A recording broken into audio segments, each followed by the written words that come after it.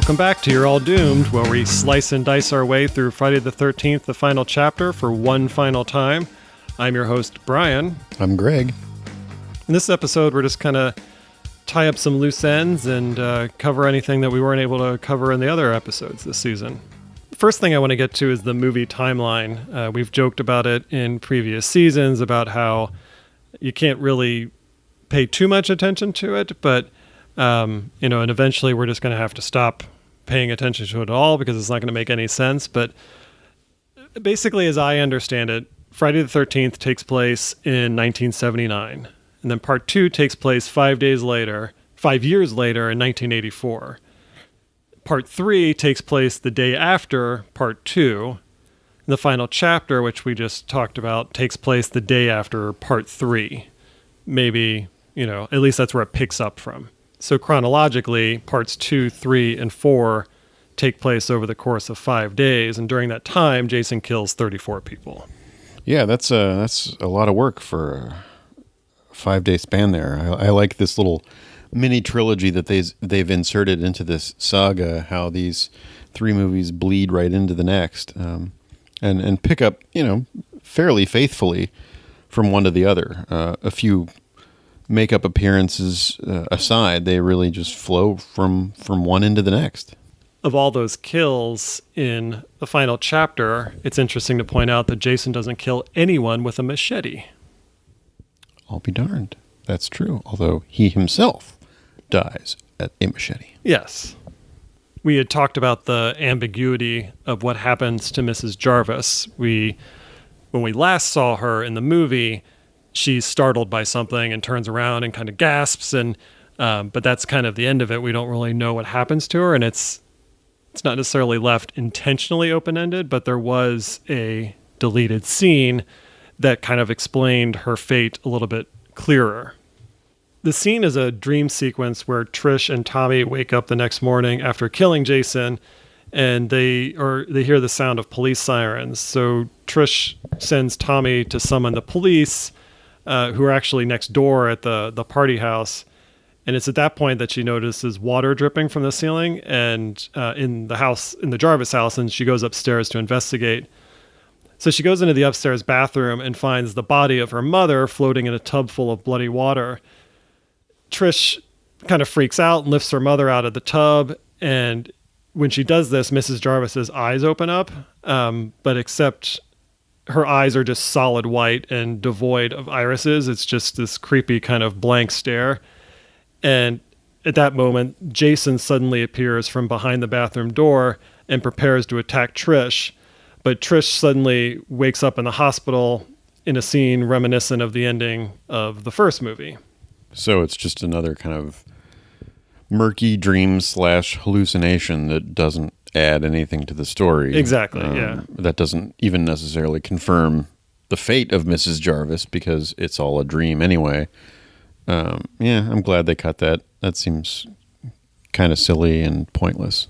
So you mentioned how many deaths we've seen in these last 5 days, but of the ones we've seen in this movie, I ask you, if you were an actor in this flick, what death would you like to have? Which death would you like to have as your final scene in the movie? For example, I would love to have a fake head cast made of me, so I'd probably pick Doug's head-crushing scene in the shower, because I think it'd be awesome to see a kind of cheesy version of my own head being smashed against a wall. For me, was it Tina that got chucked out the window? I can't remember. Yeah, Tina or Terry, whichever one of the Doublemint twins. I think I'd want to be chucked out the window and landing on the car below and just having the windows explode out. Sweet. It's not particularly gruesome. It's more just kind of a brutal way to go, because you're chucked through the window and then you have a few seconds to kind of think about what's happening, and then the impact of the fall is what kills you. But yeah, I think that'd be kind of a fun one because it's memorable. People are going to walk out and be like, oh, remember when that dude got chucked out the window and landed on the car? All right, well, I have a question for you. Are we to assume that the Jarvis family was unfamiliar with Jason Voorhees until his recent escape from the morgue? Because if Pamela Voorhees' gravestone is nearby, then the Jarvis house is close to Crystal Lake. So how would they not know about the murders that had happened prior to that? And why are they just now suddenly freaked out? And if they do know about everything that's going on, why haven't they left? Well, yeah, I mean, I see what you're getting at. Again, like Pamela Voorhees and that whole portion of the lore, that all took place no more recently than 5 years ago. I know what you mean, because we know that there was a divorce in the recent past, probably recent past in the Jarvis family. So it's possible that maybe they just moved into this house, within the summer. This is their new home since the divorce. They may not be very settled. Yeah. Sure, some alarming things have been happening within the last 5 days in this general area. But I mean, would you immediately pack up and leave town if 3 blocks away there were multiple murders? I don't think they were versed in the whole legend of Jason. They'd probably heard, depending on when they bought this place, that, there were some bad murders here 5 years ago, and, but that's all been taken care of. But Jason, at this point, is only 5 days removed from being nothing more than an urban legend, or not even an urban legend, a rural legend, that people made fun of and dismissed. So, I get the sense that they had not heard of Jason because Tommy seemed fascinated by all these newspaper clippings that Rob had with him. That's my impression of things, but, who's to say for sure? One quick observation that I made about the characters in this movie is there's a lot of names that begin with T. Tina, Terry, Trish, Tracy, Tommy, and Ted. Doesn't mean a whole lot. I just found it interesting. Very alliterative. Yeah, I mean, we've had a lot of Teds in this series. We've had a few Terrys already. And like I said, this kicks off the Tina run. We'll see how many that winds up actually being. But that's a good observation. Director Joseph Zito was originally supposed to direct and write the movie. So producers paid him twice the salary. But what he ended up doing is using the extra salary to hire someone named Barney Cohen to somewhat secretly write the script. And their process entailed Zito taking nightly 1-hour phone calls with producer Phil Scuderi to discuss the story and script for final chapter. And then the next day, Zito would meet with Cohen in an apartment in New York to relay the notes and the ideas that Scuderi had offered. And then they would turn those ideas into new script pages that would be sent later that day to Scuderi in Boston to be discussed again over the phone that night. So it was just this weird kind of scheme or scam that they had going on, but whatever, it worked. This isn't Zito's first foray into horror flicks. He also directed a movie called Blood Rage, which was about a sexually frustrated young man that kills hookers. Nice. He did a movie called The Prowler, where an unknown killer clad in World War II U.S. Army fatigues stalks a small New Jersey town. The budget for this movie was $2.6 million, which was a pretty significant drop-off from Part 3, which was $4 million. Oh, wow. So, they had much less to work with, but the movie was shot over 6 weeks from October 1983 to January 1984. And it was originally scheduled for release on Halloween 1984, but Paramount pushed up the release date to Friday, April 13th. Shit. Yeah, leaving them with 6 weeks to finish post-production. So Paramount rented a house in Malibu so Joseph Zito and Frank Mancuso Jr. and the editors could put in 24/7 editing sessions. So Good I'm sure Lord. that was loads of fun. Oh, my God. In their rush to get the film in on time, they cut a lot of footage that they wanted to use that was later reinserted for television screenings of this movie. Huh. From a box office standpoint, it made $11.1 million on opening weekend, which was up from Part 3, which was 9.4.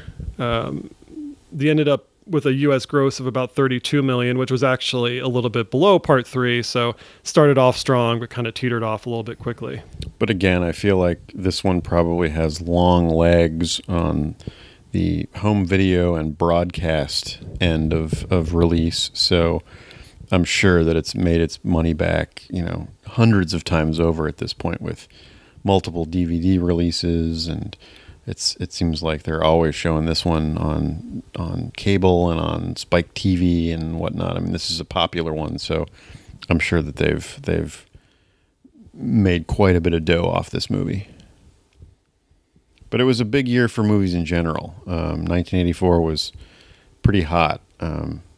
It was the year that PG-13 was introduced, thanks to Indiana Jones and the Temple of Doom and Gremlins. Steven Spielberg felt that both of those movies were a little too intense for children, so a PG rating was not appropriate, but he didn't want to risk having an R rating cut into the people who would be admitted to the movies. So the MPAA agreed to institute a new rating that allowed people under 17 to see the movie, but it was more of like a stronger parental guidance kind of rating. This was also the summer of Ghostbusters, The Karate Kid, Footloose, which really launched former Friday the 13th star Kevin Bacon into being a household name. 16 Candles, which was John Hughes' coming-of-age teen movie that, like Weird Science, doesn't hold up particularly well in the modern era. This is Spinal Tap was released in 1984, as was Beverly Hills Cop.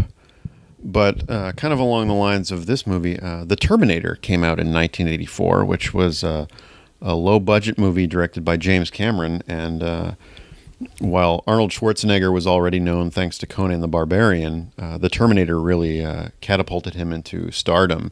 And it's a damn good movie. But most importantly, 1984 saw the release of some competition for the Friday the 13th series with A Nightmare on Elm Street, directed and written by Wes Craven. That introduced Freddy Krueger, who would become an important part of this saga further down the road.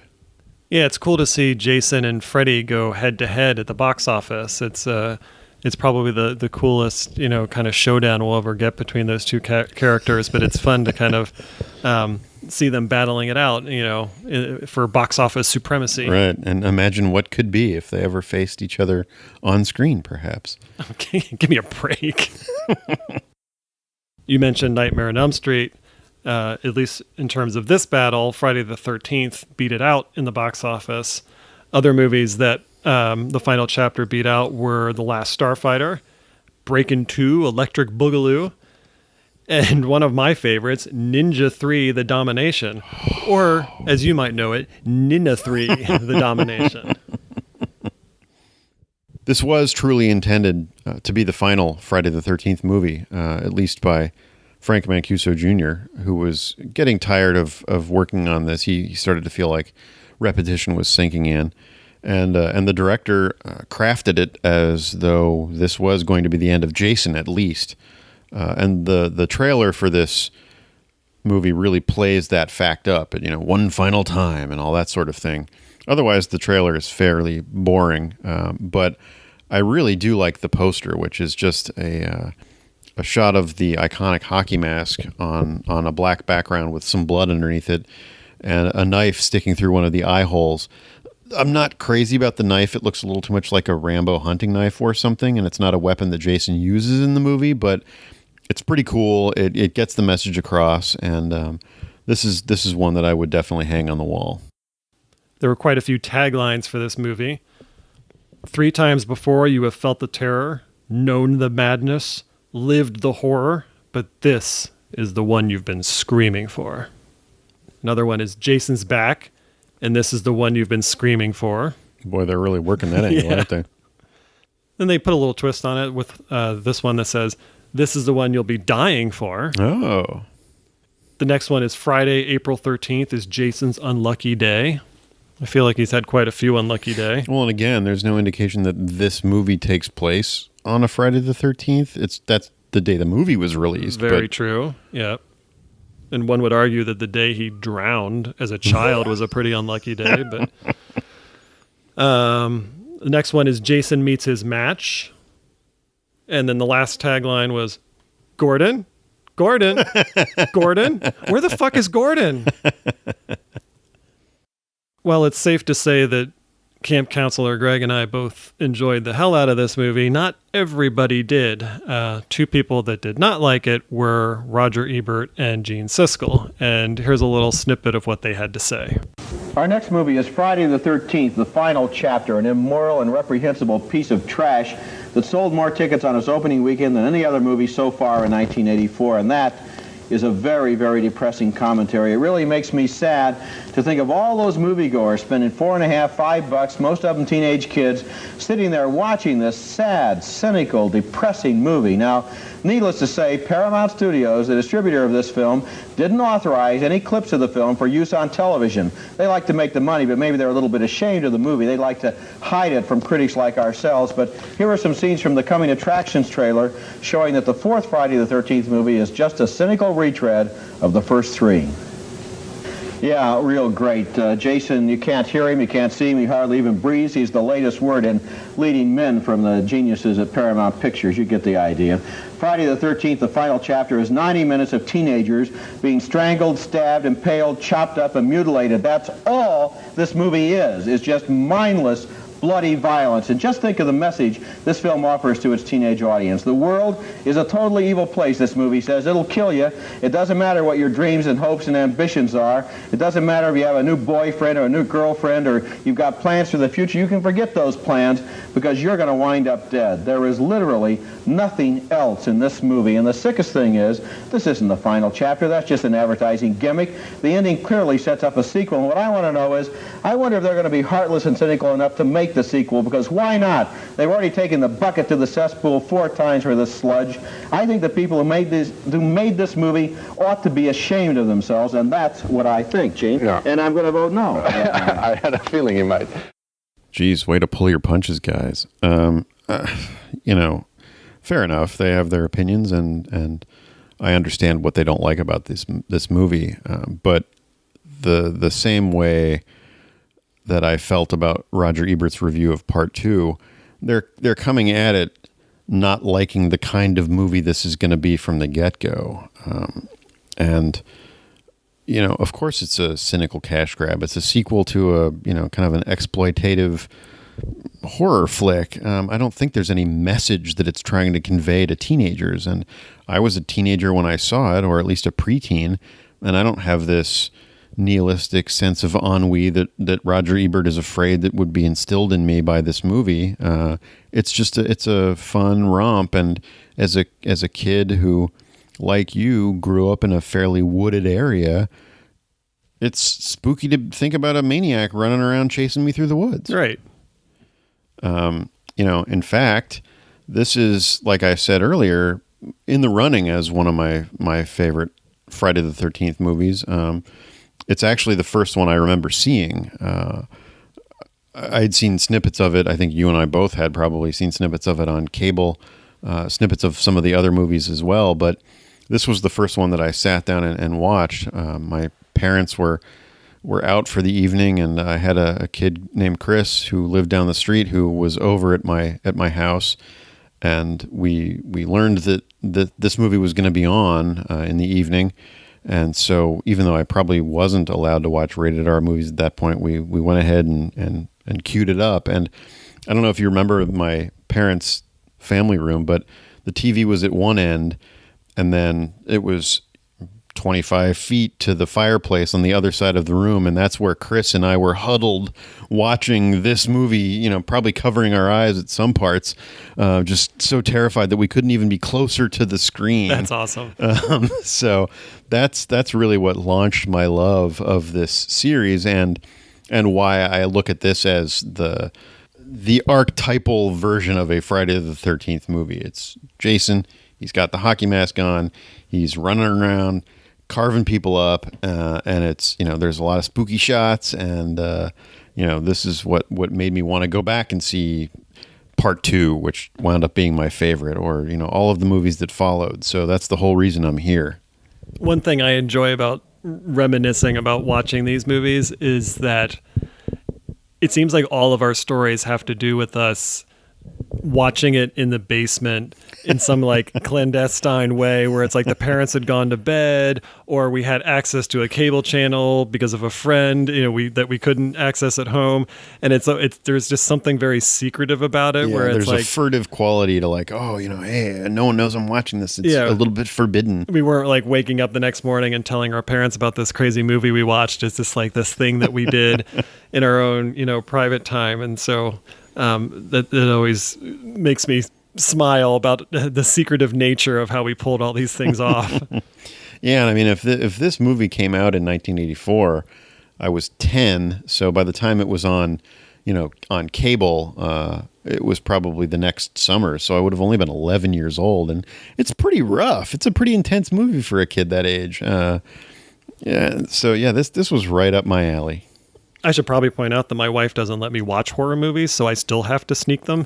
And she doesn't know about this podcast either. So, what do you say we sit down and watch some horror movies, Brian? It sounds like a plan. All right. Well, I think we've covered just about everything from Friday the 13th, the final chapter. I don't want to speak for you, Greg, but I know that if Jason does decide to come back for another chapter, I'm totally on board for another season of the podcast. Yeah, I mean, I'd prefer it, Jason, but if it's Tommy, I'd accept that too. We'll see. I mean, they do say it's the final chapter, so it seems pretty conclusive, but I would totally come back if they decide to do something else. So, I'm open to it. Yeah, we'll see what happens, and you guys, the listeners, will be the first to know. Thanks again for listening. We really appreciate it. Be sure to check us out on Instagram and Facebook and Twitter, where we are posting, absolutely hilarious content on a pretty regular basis and giving you updates about upcoming seasons and things like that. So until next time, assuming there is a next time, I am Brian. I'm still Greg. And you're all doomed.